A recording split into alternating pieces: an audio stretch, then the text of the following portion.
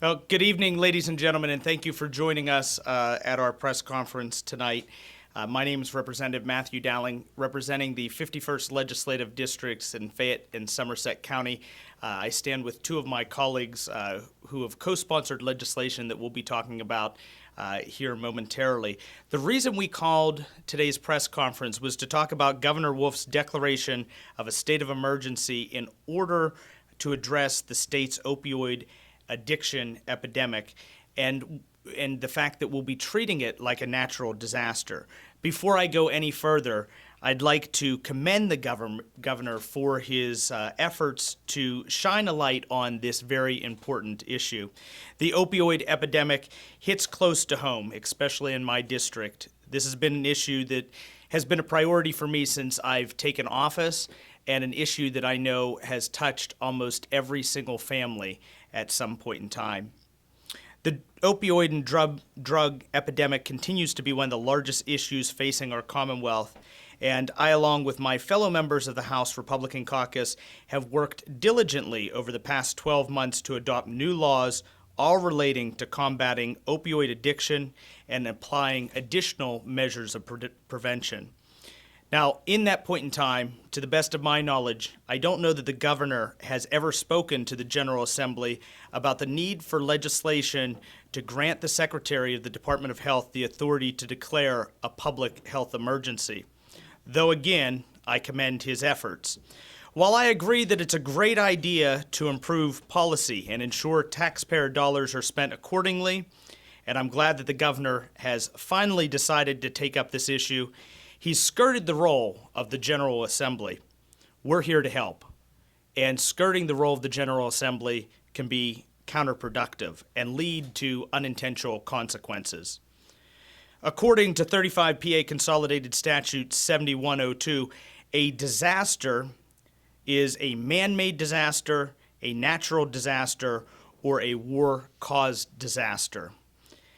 A declaration of emergency, as defined by Title 18 of the PA Crime Code, limits, among other things, the Second Amendment rights of law-abiding citizens. And that's why we've come together today to talk about one of those consequences that working alone without the General Assembly as a whole can lead to. For example, during an emergency, Title 18 states that no person shall carry a firearm upon the public streets or upon public property, with the exception of those licensed to carry a firearm under Section 6109, exempt from licensing under 6106B, or actively engaged in defense of a person's life or property from peril or threat. Now, what does that mean? That means quite simply that your Second Amendment right to carry openly a firearm is taken away during a state of emergency. Governor Wolf's state of emergency, while perhaps well-meaning, means that for a 90-day period, your Second Amendment rights will be suspended. And we want to make sure that we address this not only for this time, but for future instances of states or declarations of an emergency. An argument could be made that this declaration of emergency, as I said, would limit the Commonwealth residents' rights to open carry. And since the declaration by the governor in the past 2 days, I've been working to draft two separate pieces of legislation that makes critical changes to Title 18 6107. While working on this legislation, I've gained support from local gun groups and have been working diligently with the Firearm Owners Against Crime, commonly known as FOAC.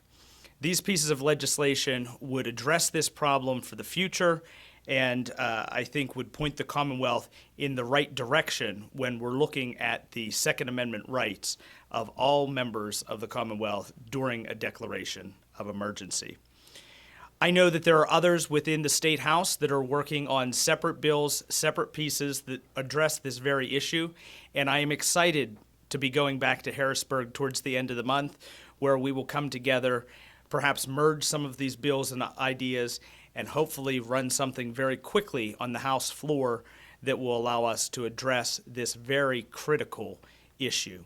I thank once again my colleagues for being with me for today, for their co-sponsorship. for their mentorship, and for their support in providing protection for all members of the Commonwealth and their Second Amendment rights. Thank you. Thank you.